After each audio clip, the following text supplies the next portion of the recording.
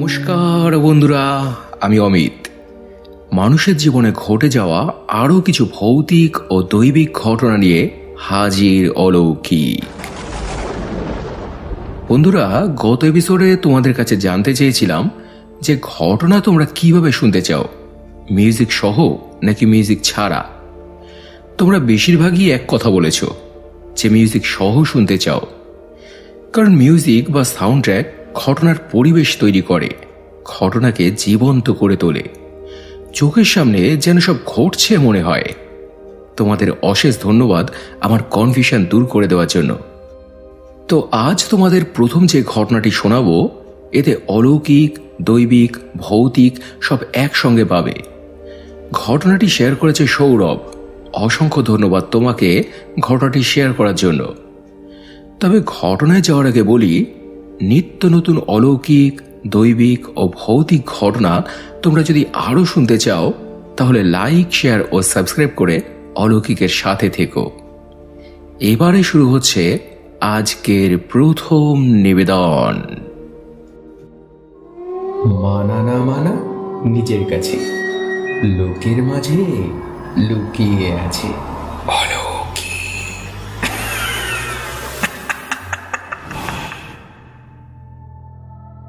দাদা, আমি সৌরভ, আসামের শিলচর থেকে বলছি। আজ আমি তোমাকে আবারও একটা ঘটনা বলবো। যখনকার ঘটনা এটা, তখনও আমার জন্ম হয়নি। তখন আমার বাবা শিলংয়ে থাকতেন, ওখানেই কাজ করতেন। তো সময়টা ছিল অক্টোবর মাসের শুরুর দিককার। পুজোর ছুটিতে বাবা বাড়িতে আসবেন। যেদিন আসবেন তার আগের দিন বেশ অনেক রাত অবধি ওনারা কাজ করেছিলেন, কারণ একটুর জন্য একটা কাজ আটকে থাকবে। তাই অনেকটা রাত অবধি ওনারা 3 বন্ধু মিলে কাজ করে কাজটা শেষ করলেন।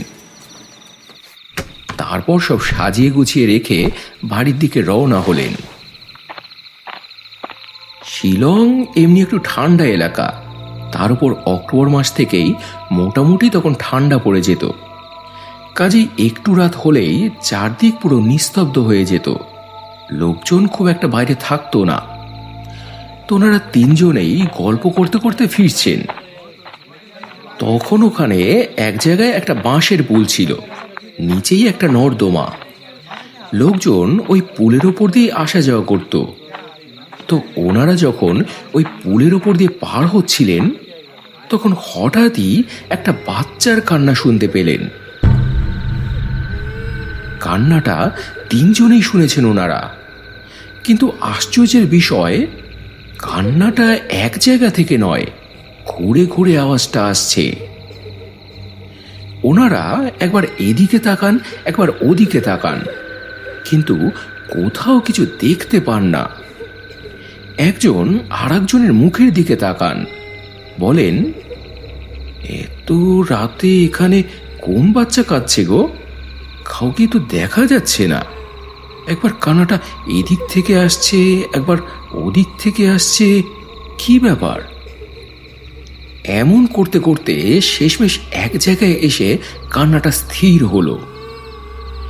এবার আওয়াজটা আসছে পুলের নিচ থেকে, বেশ স্পষ্ট। ওনারা 3 জনেই তখন পুলের নিচে তাকালেন। অন্ধকারে ঠিক বোঝা যাচ্ছিল না, কিন্তু কিছু একটা নিচে আটকে আছে, এটা বোঝা যাচ্ছে। তখন কৌতূহলবশত 2 জনের নিচে নেমে দেখতে গেলেন।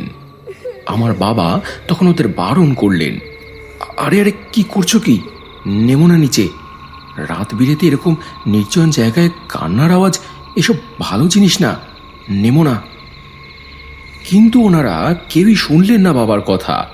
বাবাকে বললেন, আরে কিছু হবে না, তুমি উপরে থাকো, আমরা নামছি, যদি আমাদের কিছু হয় তুমি বাঁচাতে পারবে, ওখানে দাঁড়াও।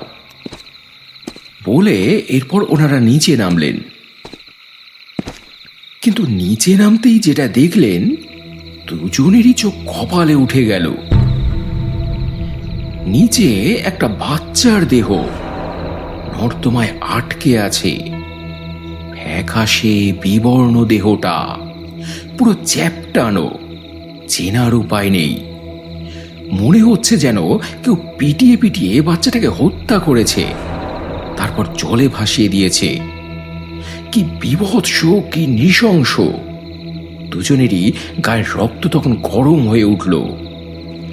দেহটা তোলার জন্য এরপর দুজনেই চেষ্টা করল, কিন্তু লোহার মতো শক্ত, বরফের মতো শীতল দেহটা, কি ভারী! তখন ওনাদের মধ্যে রমেশ বলে যিনি ছিলেন, তিনি বললেন, ছাড়ো, কি না কি, উঠে এসো।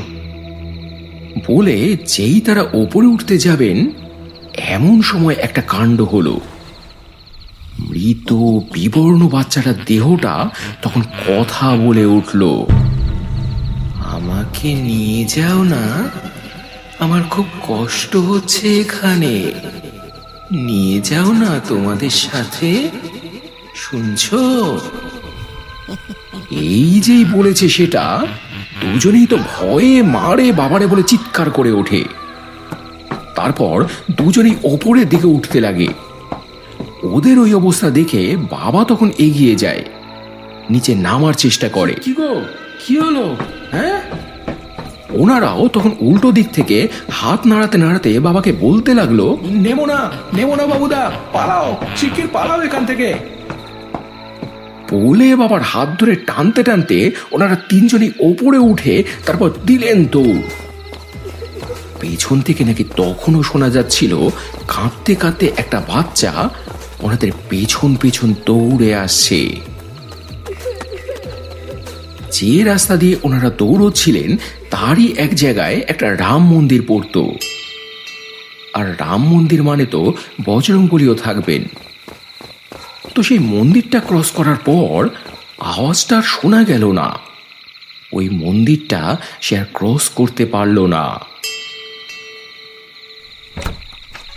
তিনজনে এরপর রুমে এসে ওই অবস্থায় শুয়ে পড়েন ওনারা। না জামা কাপড় বদলেছেন, না খাওয়া দাওয়া কিছু করেছেন, এতটাই ভয় পেয়ে গিয়েছিলেন ওনারা। পরদিন সকালে যে যার বাড়ি ফিরবেন বলে তখন রেডি হচ্ছিলেন, তখন ওখানকার একজন ভদ্রলোকের সঙ্গে ওনাদের দেখা হয়। তিনি বলেন, কি হে, পুজোর ছুটিতে বাড়ি যাচ্ছ নাকি? হ্যাঁ, বেরোতাম অনেক সকালেই, কিন্তু কাল রাতে যা হলো উঠতে অনেক দেরি হয়ে গেল। তখন ওনাদের মুখে পুরো ঘটনাটা শুনে ভদ্রলোকটি বলেন, বুঝলাম। এবার আমি তোমাদের একটা কথা বলি। খুব বেশি দিন আগের কথা নয়, ও পাড়ায় একটা ঘটনা ঘটেছিল, শোনোনি? এক তান্ত্রিক এক জায়গায় ঘাঁটি গেড়ে কি একটা সাধনা করছিলেন। ভূত প্রেত পিশাচ সাংঘাতিক সব জিনিস নিয়ে তাদের তো কাজকর্ম। তো একদিন ভোরবেলায় উঠে লোকে দেখেন আসনের উপরেই মরে পড়ে আছে সেই তান্ত্রিক। কি করে মরেছে তা কেউ জানে না। তো এরপর এলাকার লোকেরা নিয়ম অনুযায়ী ওনার সৎকার করেন, আর ওনার জিনিসপত্র যা সব ছিল সব জলে ভাসিয়ে দেন। সেখান থেকেই মনে হয় বাচ্চাটার দেহটা ভেসে এসে ওখানে আটকে গেছে। কিন্তু জানলে অবাক হবে, ওটা আসলে শুধুমাত্র একটা দেহ নয়, ওটা একটা আসন। তন্ত্রে ছোট ছোট বাচ্চাদের মৃতদেহ পিটিয়ে পিটিয়ে তা দিয়ে আসন বানানোর একটা রীতি আছে, সাধনার কাজে লাগে। তন্ত্রক্রিয়ার কাজ শেষ হয়ে গেলে এগুলি নিয়ম করে বিনষ্ট করতে হয়। কিন্তু যেহেতু সেই তান্ত্রিক নিজেই আগে মারা গিয়েছেন, তাই ওটাকে আর নষ্ট করা সম্ভব হয়নি। লোকেরা এমনিতেই জলে ভাসিয়ে দিয়েছে। আর আমরা তো সাধারণ মানুষ, অত কিছু জানিও না। এসব শোনার পর পুরো ব্যাপারটা ওনারা বুঝতে পারলেন। তারপর যে যার মতো ব্যাগপত্র গুছিয়ে বাড়ির উদ্দেশ্যে রওনা হলেন।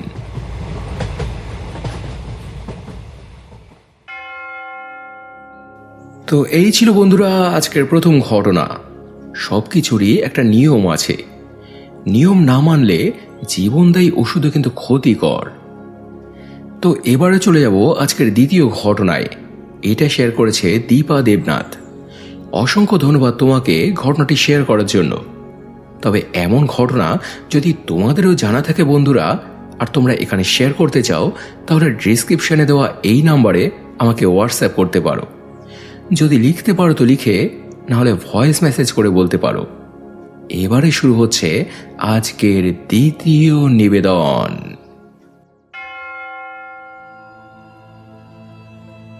দাদা, কেমন আছো? আমি বারাসাত থেকে দীপা দেবনাথ। আজ আমি তোমাকে একটি রাজকন্যার কাহিনী বলবো, যে কিনা আমাদের বাড়িতেই থাকে।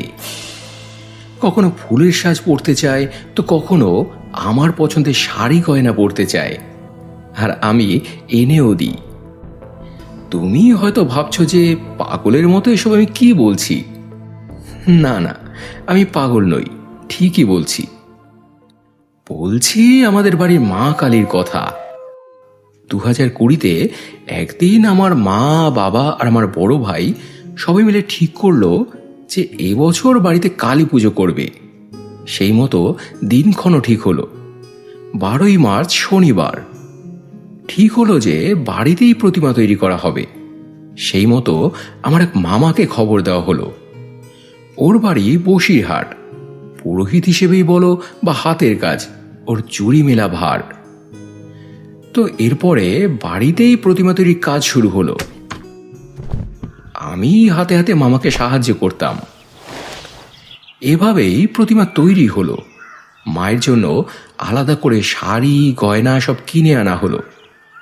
কিন্তু সেট আপ করতে গিয়ে একটা সমস্যা হলো।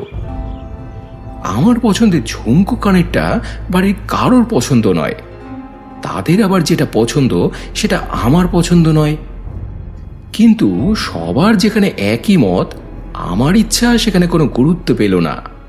মাকে সাজানো হলো। কিন্তু সাজাতে গিয়ে দেখা গেল ওদের পছন্দের কানের দুলটা কোথাও পাওয়া যাচ্ছে না। গলার সেটের সঙ্গে কানের দুলটা একই সঙ্গে রাখা ছিল, কিন্তু গলার হারটা থাকলেও কানের দুলটা নেই। সারাটা ঘর বারান্দা সব খোঁজা হলো, কিন্তু কোথাও সেটা পাওয়া গেল না। অগত্যা আমার ইচ্ছাই তখন পূরণ হলো। আমার পছন্দের ঝুমকো কানেরটাই তখন মায়ের কানে উঠল। কিন্তু তার পরেই দেখা গেল এতক্ষণ ধরে যে কানেরটা সবাই খুঁজে খুঁজে হয়রান, সেটা পাশেই রাখা, অথচ কারোর নজরে পড়েনি। কিন্তু যেটা একবার মাকে পরানো হয়েছে সেটা খুলে আবার অন্যটা পরানো হবে, তাতেও কেউ মত দিল না। ফলে আমার ওই কানেরটাই মায়ের কানে রয়ে গেল। আমি যে কি খুশি হয়েছিলাম তোমাকে বলে বোঝাতে পারবো না। আমার কানের পরেই মা পুজো নিলেন। তবে এখানেই শেষ নয়, এরকম ঘটনা পরের বারও ঘটেছিল। সে বছর আমার মামা আমাদের বাড়িতে এসে ঠাকুর বানানোর সময় পায়নি, তাই ওর ওখান থেকে মানে বসিরহাট থেকে আমাদের ঠাকুর আনার কথা। তোমাকে পরানোর জন্য বাবা 3টে শাড়ি এনেছিল। আমাদের দেখিয়ে বলল, দেখো তো এর মধ্যে কোনটা পছন্দ। 3টে শাড়ির মধ্যে আমি একটা পছন্দ করলাম, কিন্তু আমার মা আর ভাই আবারও সেই ব্যাগরা দিল। ওদের ওটা পছন্দ নয়, ওরা অন্য একটা শাড়ি পছন্দ করলো। সেটাই মাকে পরানো হলো। পরিয়ে যখন মাকে আনা হবে, মা তখন আবারও একটা চমৎকার দেখালেন। যতজন ঠাকুর দেখছেন সবারই একই কথা, ঠাকুরের মূর্তিটা তো অপূর্ব সুন্দর, কিন্তু প্রতিমার সঙ্গে শাড়িটা একদম মানায়নি। কেমন যেন ম্যাটকা ম্যাটকা, মনে হচ্ছে যেন কয়লার দোকানে কাজ করে। এরকম এক একজন এক এক রকম কথা বলতে লাগলো। তখন বাধ্য হয়ে শেষে আবারও মায়ের শাড়িটা চেঞ্জ করা হলো। পরানো হলো আমার পছন্দ করা শাড়িটা। আবারও একবার সবার পছন্দ ছাপিয়ে মা আমার পছন্দের জিনিস পরলেন। আমার পছন্দই কি মায়ের পছন্দ, নাকি মায়ের পছন্দই আমার পছন্দ জানি না। কিন্তু তৃতীয়বার যে ঘটনাটা ঘটল তাতে আমার খুব একটা মত ছিল না। মায়ের পুজোর পর যেদিন মাকে বিসর্জন করা হবে তার আগের দিন রাতে মা আমার বাবাকে স্বপ্ন দেখালেন। বললেন, প্রতিবারই আমি আসি আর তোরা প্রতিবারই আমায় বিসর্জন করে দিস, কিন্তু এবার আমি আর যাব না, থাকবো তোদের সঙ্গে এই বাড়িতেই। পরদিন বাবা ঘুম থেকে উঠে এই কথা সবাইকে জানালো। বিসর্জন বন্ধ হলো, কিন্তু আমি পেলাম ভয়। মা যদি সারা বছর থাকেন, মায়ের সেবা পুজো আমাকেই করতে হবে। না, তাতে সমস্যা নেই, কিন্তু আমাদের অবস্থাও তো খুব একটা ভালো নয়। তার মধ্যে শুনেছি মা নাকি ভীষণ রাগী, যদি ভুলভ্রান্তি কিছু হয়। কিন্তু দেখা গেল তেমন কিছুই হলো না। মা নিজেই সবকিছু মানিয়ে গুছিয়ে নিলেন। যা দিই উনি তাতেই খুশি। যেমন সেবার আমার মেয়েকে একটা রূপোর পায়েল গড়িয়ে দিয়েছিলাম বলে ওনাকেও একটা দিতে হবে, ওনারও আবদার। আমার মেয়েকে উনি স্বপ্ন দেখালেন। ও স্বপ্নের মধ্যে দেখেছে মা নাকি নূপুর পরে সারা ঘরে ছমছম ছমছম করে হেঁটে বেড়াচ্ছে।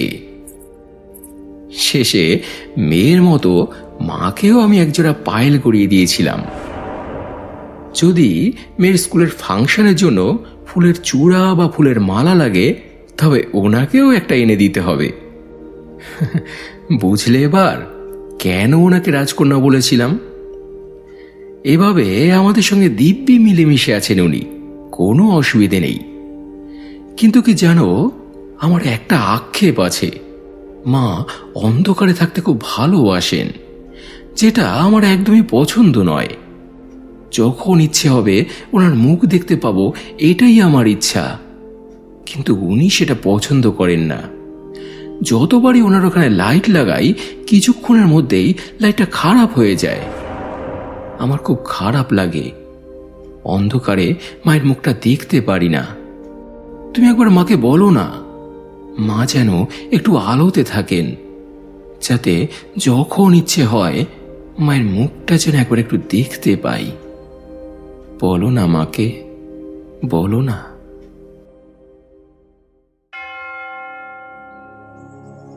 দেখো, আমি তোমাকে একটা আমার নিজস্ব মতামত জানাই।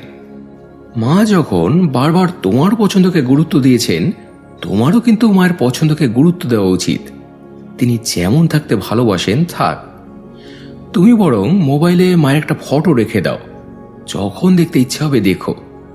কিন্তু মায়ের ইচ্ছার বিরুদ্ধে মাকে আলোতে রাখার চেষ্টা করো না। পারলে বারবার মাকে দেখতে মায়ের সামনেও যেও না, কারণ অন্ধকার, নিশুতি রাত, নিস্তব্ধতা এসব মায়ের খুব পছন্দ। বারবার তার সামনে গিয়ে তাকে বিরক্ত করা উচিত নয়। তিনিও তো বিশ্রাম নেন। যে কারণে দেখবে মন্দিরের দরজা একটা নির্দিষ্ট সময় বন্ধ করে দেওয়া হয়। আবার দেখবে অনেকের বাড়িতেও ঠাকুরের সিংহাসনে পর্দা লাগানো থাকে। কেন, বুঝলে? তো বন্ধুরা, কেমন লাগলো তোমাদের আজকের ঘটনাগুলি কমেন্টে জানিও। যদি ভালো লেগে থাকে তাহলে ফেসবুক, ইনস্টাগ্রাম বা পরিচিত মানুষদের সঙ্গে প্লিজ শেয়ার করে নিও। তো এবারে গত এপিসোডে গীতাদি লিখেছে, হ্যালো সোনা ভাই, তোমার ঘটনা শুনছি। তোমার ঘটনা মানে দারুণ দারুণ ঘটনা। পায়েল কুণ্ডু লিখেছে, দাদা ভাই, তোমার বলার ধরন তো খুবই সুন্দর, কিন্তু মিউজিক থাকলে সেটা আরও জীবন্ত হয়ে ওঠে। অমলান বাসু লিখেছে, মা মনসার ঘটনা শুনতে চাই আরো বেশি করে।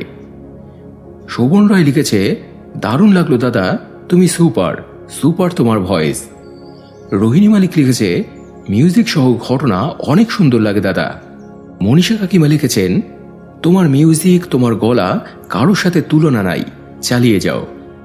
এছাড়াও কমেন্ট করেছ সিং স্টার কবিতা, তৌহিদ তুষার, সোহিনী বক্সি, রাজু হালদার, সৌরভ রয়, শোভা মুখার্জি, অর্কপ্রভ নস্কর, সুদেশ্য সিংহা রয়, কৃষ্ণা হালদার, অমিতা জেঠিমা, সোনালী দাশগুপ্তা, মিঠুন পাল, সারফুল মির্জা, পূজা দাস, সংঘমিত্রা রয়, শুক্লা ভট্টাচার্য, স্বপ্না বাচাল সহ অসংখ্য অসংখ্য প্রিয় বন্ধুরা, তোমাদের প্রত্যেককেই অসংখ্য অসংখ্য ধন্যবাদ আর বুক ভরা ভালোবাসা জানিয়ে আজকের এপিসোড এখানে শেষ করছি বন্ধুরা।